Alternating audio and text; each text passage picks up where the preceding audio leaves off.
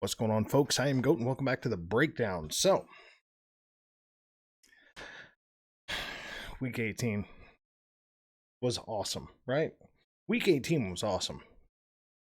Super wildcard weekend, not so much. I mean, what do we say about this, right? It was supposed to be, oh, this is the new deal. We're going to add an extra team, and we're going to only give one bye to the top seeds, and this is going to be exciting and new, and right? That's where they were trying to go with this. Where we're at. Again, I'm going to cover the standings really quick. Okay. Like, legit. I'm going to cover the standings really quick. And, is it open? I don't think it's open. Hang on just a second. I got to open a thing because I'm dumb. Got my stuff open. So the standings were Titans in seed number 1, so they had the bye week. Chiefs number 2, Bills number 3, Bengals number 4, Raiders number 5, Patriots number 6, Steelers number 7. Eking in because of the Colts' miraculous loss. More like boneheaded loss, but whatever. The Colts' miraculous loss to the Jaguars, and then the Raiders defeating the Chargers. NFC side, Packers number 1, Buccaneers number 2, Cowboys number 3, Rams number 4, Cardinals number 5, 49ers number 6, and Eagles number 7, eking in as they did. Right. 49ers were actually the ones to eke in, but whatever. No, I don't have the goose. Just have quite the gummy throat today. I have no idea why. So it's going to be a little bit more descriptive, but there's only 6 fucking games, right? Raiders at Bengals. Raiders 19, Bengals 26. Now, I said if the Raiders could make it into the playoffs, that they could make things kind of interesting. And honestly, it was very much not the case. I'm sorry for all the throat clearing. So, the Raiders' run into the postseason was short and not so sweet. But very telling of their entire season as far as what it's been like. Messy, slow starts, tons of catch-up types. There's kids screaming outside of my fucking house. And a lot of catch-up at type of games. That's been kind of the Raiders' forte. It's been kind of the Chargers' forte. They either blow them the fuck out, or, they either blow opponents out, or they have to play catch-up and win at the very end of the fucking game. More of the Raiders that way, though. You got to give them kudos for pressing as hard as they did the entire season, given all of the insane level of circumstances. You got a guy who I believe died. You have another one that went to jail. Maybe not died. I think both of them might have gone to jail. I don't remember. There was a couple of players that they had some issues with, plus obviously their head coach with that and all of that nonsense early to mid-season. Yeah, lots of odd circumstances. I will say that the final play with 25 seconds left was literally ugly in every way. You're on a 4th and goal, and you choose to throw the ball that's 2 yards outside of the fucking end zone. The game was over the moment the ball was thrown, okay? If you can't throw the ball into either an open receiver that can jump into the end zone or somebody who is already in the end zone, not with 2 guys behind him that can blow him out of the end zone before he can even get there, what the fuck are you thinking? I mean, even if it wouldn't have been an interception, which it was, the game was over. It was just entirely too many mistakes on offense and just not enough production to get back in it. I mean, so that's where their season ended. Not enough production on the offense, and just not near enough to get back in it when they needed it most. So, I mean, was that final drive going to potentially end in a tie for them or a win? Tie, yes. I mean, if they went for 2, which would have been insane, they could have tied and gone to overtime like they've done so many times this season, but whatever. Bad game for the Raiders. And unfortunately, one and done in the postseason. The Bengals, what was 31 fucking years without a playoff appearance or some shit? Kudos. Very, very, very much kudos. I understand why the Bengals overall outplayed the Raiders for 3 quarters, but the 4th quarter was ugly. Burrow is seemingly like the stoic component to that offense, and that's really funny to say given that this is only his second season and his first full season. He's a really talented quarterback for sure. No doubt about that. Where my concern is their defense. Their offense got the job done well enough, but it literally just had to come down to a final play with 25 seconds left for them to finally wake the fuck up and make a stop with the Raiders by getting that interception. They should have buried the Raiders the way the Raiders were shooting themselves in the foot left and right. They really should have. And honestly, given the tail end of the season, and I'm not even going to say just the tail end, this season, Ja'Marr Chase has really kind of shown who he is. He's kind of that X factor receiver on that team. But the Ja'Marr Chase factor for the Raiders, I'm sorry, the Ja'Marr Chase factor is becoming quite real for this team. The one issue is that he had almost as many yards as all of the rest of the players that had a reception in the game combined. If any team can take him out of the equation as far as truly double team him, truly cover him, and really make a go of it, they may have some problems. Because it's like he's just the primary go-to target, and he just finds ways to get open. Now, yes, Burrow is very good about shifting around in a pocket and doing the things that he needs to do to keep plays alive. He's like Mahomes light. Like, he's good at extending plays, but he doesn't do like insane throws and shit like that most of the time. So, but he's a very good quarterback. But if any team shuts out Ja'Marr Chase, I don't know where the Bengals stand on offense. I really don't. But we'll see how far they go. Okay, truthfully, we will definitely see how far they go very, very soon. Like next fucking weekend, very soon. Next game, Patriots at Bills. Given how the last meeting of these two teams went, I'm not really surprised with this. And honestly, Bill Belichick said this best. Okay, Bill Belichick in a pregame interview, I think it was a day or two before the game, he said boldly, because Belichick, that's one thing Belichick is bold as shit and blunt. Okay, he flat out said, if they get ahead of us, I don't think we can catch them. That's what I've been saying. This team is not built for catch-up games. They're not built to, go in and, they're not built for shootouts. They're built to defensively dominate, and then for their offense to score just enough to keep them ahead. That's where they're built. That's how they're built. So this game is a perfect example of that. Patriots 17, Bills 47. Yeah. Their initial scheme looked damn good, but that first drive interception by Micah Hyde was just a backbreaker for the Patriots. It just broke their stride, it broke their confidence, and it just, in turn, gave the Bills the ability to do exactly what they wanted to do on defense, or against a defense that's been struggling the last few games, and they were horribly exposed and just had no answers for this game whatsoever. That is the story of the tail end of the Patriots season. One and done. Good job by Mac Jones throughout the season. I will say that. He hasn't been amazing at the back end of the season, but, I mean, he's been pretty fucking good, especially for a fucking rookie coming onto a team with Bill Belichick, for Christ's sake. I mean, he did pretty fucking good. We'll see where they go next year. Now, I want to preface this by what I've typed out here. I do want to preface it by the fact that they've literally already beat this team just a few weeks back.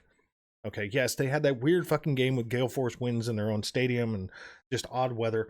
But for the most part, they literally just did expose the shit out of this team a few weeks ago. So I'm not surprised by this, but again, this is a team in contention, maybe not playing their absolute best ball as they were earlier in the season, but they didn't get to the playoffs by not playing good ball and by not having proper pieces on their team.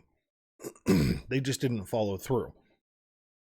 But the Bills, finally. Okay? The Bills truly stepped in and just simply destroyed a team in contention. Although the Patriots haven't been quite up to snuff as of recent, that doesn't mean that they weren't a dangerous team. The defense was by far and away more than up for the task for containing an offense that just simply isn't built for this kind of a shootout game that the Bills are built for.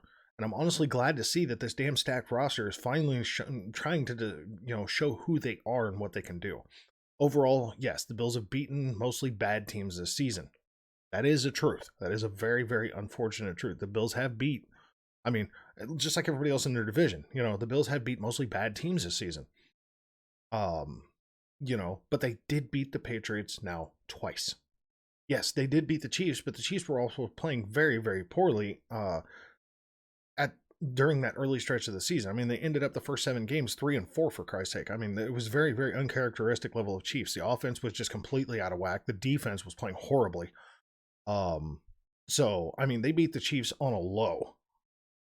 Head to head, that's interesting because now the Bills and the Chiefs are going to meet in the postseason. And I'm not saying that the Chiefs have beat rock stars. Okay, I'm really not. But the Chiefs on their final stretch, excuse me. Sorry, there's an Amber Alert. Seriously. The Chiefs on their final stretch beat the Giants. Woo, woo, woo, woo, woo, whatever. They beat the Packers without Aaron Rodgers. I will give it that. They beat the Raiders, contentious team. Cowboys, very contentious team up until their playoffs. Broncos, a team that just doesn't give up. Not amazing, but a team that will definitely make your life interesting. Raiders again. Chargers, I've said it again and again and again that the Chargers are a good team. Steelers, they blew the Steelers the fuck out and exploited the hell out of them.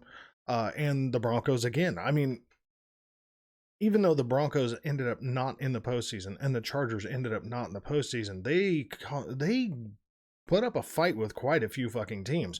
And even the Raiders made the postseason just by just having a really, really dominant defense and a really ballsy offense. I will say that. And even though the Packers game wasn't like this insane blowout style game to a point, because I mean, take the Jordan Love thing into your equations here. But that Packers defense didn't really have a whole lot of answers for the Chiefs offense. Wasn't a insane game because I mean, I don't think really anybody gave the Packers much of a chance when Jordan Love wasn't in there, but would that game be very different with Aaron Rodgers in there? Yes. Yes, it would. But how different? Because it's not like Mahomes and Aaron Rodgers are on the field at the same time. So it's defense against that quarterback and defense against the other quarterback. I always hate the comparison of, like the upcoming another game, Brady versus Matthew Stafford coming up. We'll talk about that in a moment, obviously. No, they're not facing each other. They're facing the other opponent's defense. It's not like these guys are flopping their dicks out on the fucking field and measuring their fucking dicks and their stats, No.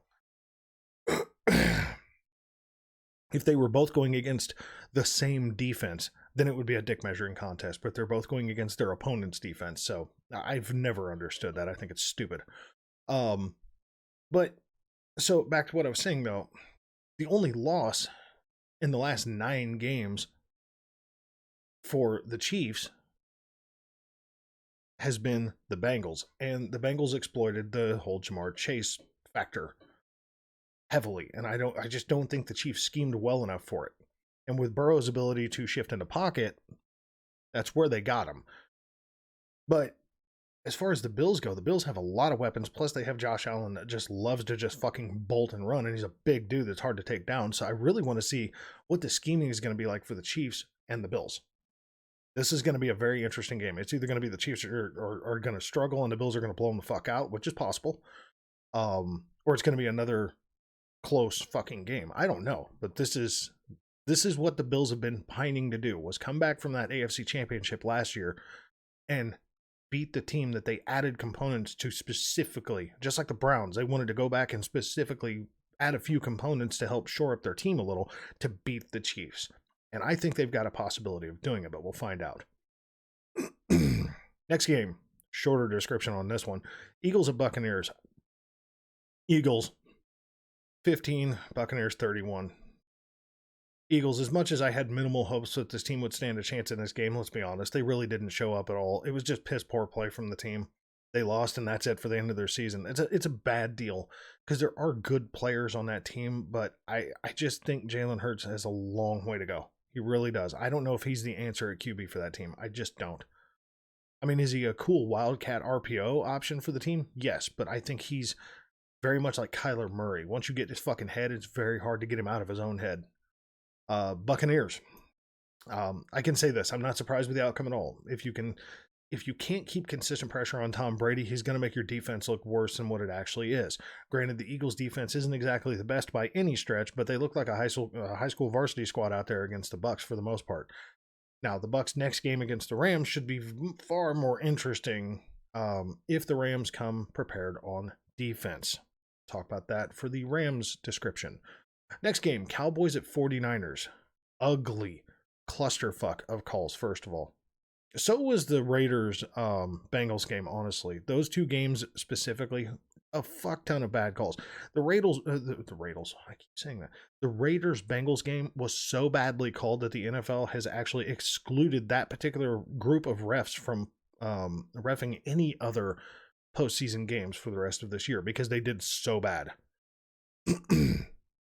Now, the 49ers at Cowboys, that was just a weird fucking game, man. That was just not good, but it's not what killed the game. The Cowboys are what killed the game.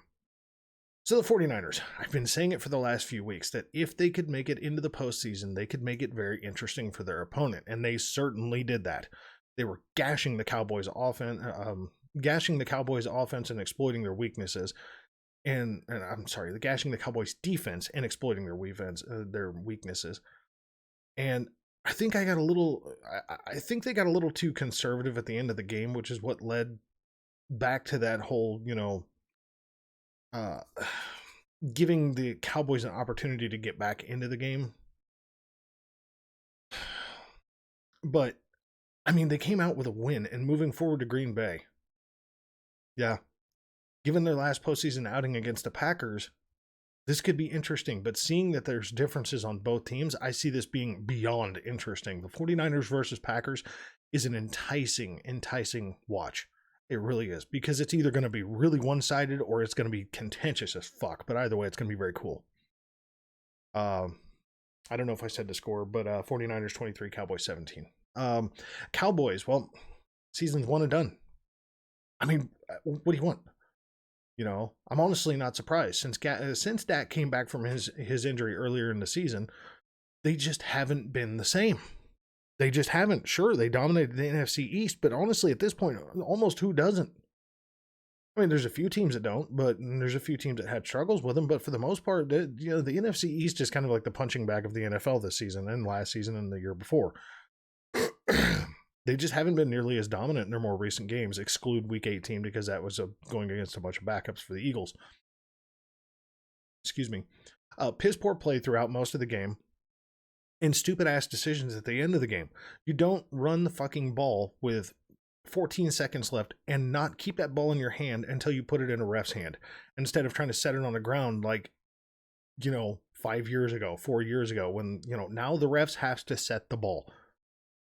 You can't just do the quick fucking set snap like you used to be able to do 5-6 years ago. So I don't know. I mean, it was just a bunch of pre-snap penalties that killed them. It was a bunch of piss poor play at the end of the game that just hurt them. And it's what led to it being the end of their season. They need more control. And all these people calling for fucking Mike McCarthy's head on a platter. No. I mean, I think they've already debunked that bit anyway, but Mike McCarthy last year wasn't amazing, but he lost his starting quarterback. And so they did not have a great season. This season has been a great season for them overall in comparison to last season. So, how do you call for the man's head when he has this much of a turnaround for the team, So it is what it is. Next game, Steelers at Chiefs. Steelers 21, Chiefs 42. Holy Jesus Christ. Steelers, the first quarter was honestly the only surprise to me in this game. They looked extremely dominant on defense, which is what I expected, and pretty terrible on offense, which is also what I expected. Once that second quarter opened up, it was like it was fucking game over as far as I'm concerned. Aside from their defensive play on a fucking trick wildcat fucking RPO with, McCole Hardman and fucking Darrell Williams, I think it was, and a bad fucking, a bad exchange between wildcat quarterback and, your fucking running back. I mean, you got to put that ball in the gut, not in his side, and that's exactly what happened. He got blown up, and then fucking, TJ Watt runs a fucking fumble recovery in for a touchdown. That's literally the Steelers' first score. And it was fucking game on from there for the Chiefs. And sadly, their final 3 quarters of play is what destroyed them and has sent them home, ended their season. The the Chiefs, the first quarter and the beginning of the second quarter absolutely looked like shit. The boneheaded fumble and the Wildcat play, just like I said, it just made it look like it was going to be close. And then they just woke the fuck up. And it was game over from there. It really was. I mean, they just fucking teed off on that Steelers defense and just absolutely manhandled the Steelers offense for the most part until, whatever they gained at the end just didn't matter. It was just junk yards, junk plays, junk scores. I mean, they just weren't coming back, And so here comes the next game, and this is truthfully the real challenge for both teams involved. As I said, the Bills added a few pieces, switched up a few things to kind of make things a little bit more interesting to play the Chiefs, because the Chiefs at this point are kind of like their nemesis as far as the postseason. And the Chiefs completely rebuilt their O-line, added a receiver, have got a couple of new running backs. They've, got guys on the defense that actually didn't play horribly in the first game, but have since shored up way beyond what the fuck it was in the first game. So this is potentially a very intriguing matchup for the Chiefs and the Bills. Final game, Rams at Cardinals. Cardinals 11, Rams 34. So Cardinals, man, oh man, can someone please get Kyler Murray some anxiety meds or something? For as much talent as this little dude's got, he is so easily rattled and unable to keep his composure to make any kind of a good read whatsoever. And it's becoming ridiculous at this point. It's like he's that perfect scenario player. Basically, everything has to be right, or he just unravels badly and just can't get out of his own fucking way. He's like I don't know, he's like Jalen Hurts on steroids with bad play.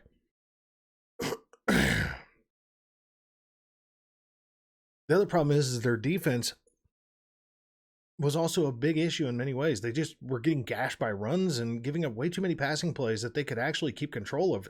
And it really just killed it. It just fucking killed it for them. This was probably the most embarrassing loss they've had this season, simply because they know how talented they are. They know how good they are overall. They know what kind of a roster that they've got, and they know that they've got a young roster that could carry forward, and they got their asses handed to them badly. So the Rams certainly did everything that they needed to do in this game, and the simple truth of it is all they had to do was just keep pressure in Kyler Murray's face, and he just wouldn't get anything going, and that's exactly what it was. Yes, the offense was slow to get started, but once they did, they just exploited the hell out of the Cardinals' defense. Now, the next game has a shot to be very interesting. I mean, fucking very interesting. Because if they play like this, and they're going to need to, if they can stop the run of the Buccaneers and keep the pressure on Brady to carry the fucking game, and then get pressure on Brady, they've got a hell of a chance on this. The hiccup is that Tom Brady is one of the best in the game in regards to quick release passing. Okay? If he knows you're coming, he's going to get rid of that fucking ball. Now, could this be a low scoring game because of that? Yes. Because Buccaneers defense ain't no punk either. But if they can keep pressure on Tom Brady and stuff the run and force him to make boneheaded fucking plays, this defense is the Rams defense is very opportunistic, and they're all about fucking, making you do dumb things. So it's good to see the Rams doing what they need to do. So the upcoming games, this is where it gets interesting. The upcoming games are this. Oh, I know, right? Isn't some photo thing. Yeah, so we've got the Titans versus the Bengals, and we're going to have the Bills versus the Chiefs. I don't even know where to go with this, because although slightly undisciplined at times, the Titans defense has got a hell of a chance of snuffing out the Cincinnati Bengals offense. And the Bills at Chiefs, this one's up in the air. This really comes down to who shows up better. I'm not even going to make predictions on either one of these games, because that's goddamn interesting. And the truth of it is I'm finding it hard to make predictions on the other side too. Green Bay, 49ers at the Packers, and then the Rams at the Bucs. Oh my sonny Jesus. This is great. This is fucking great, man. And yeah, my picks weren't perfect, but I didn't give definitive picks really. for this last week's games because, I mean, it's kind of hard to, you know?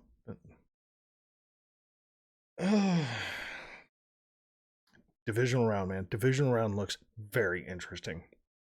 This looks beyond interesting, okay? Got the number 1 against the number 4, number 3 against the number 2. Got the number 1, and that's AFC. And the NFC side, you've got the number 1 against the number 6, but that number 6 ain't no punk-ass team. And you got the number 4 against the number 2. The big question that I have is, did this really make a difference doing the Super Wildcard weekend, adding the 7th team on each side? And personally, I don't think it did. I really don't. I think a regular wild card would have probably given just the same level of outcome. Excuse me. Because the Philadelphia Eagles wouldn't have been in the postseason. Okay. So that would have been the... Oh my God. So that still would have been the number 6 against the number 3. Okay. And it still would have been the number 5 against the number 4 in the NFC side. So it would have been the same game. So same outcome.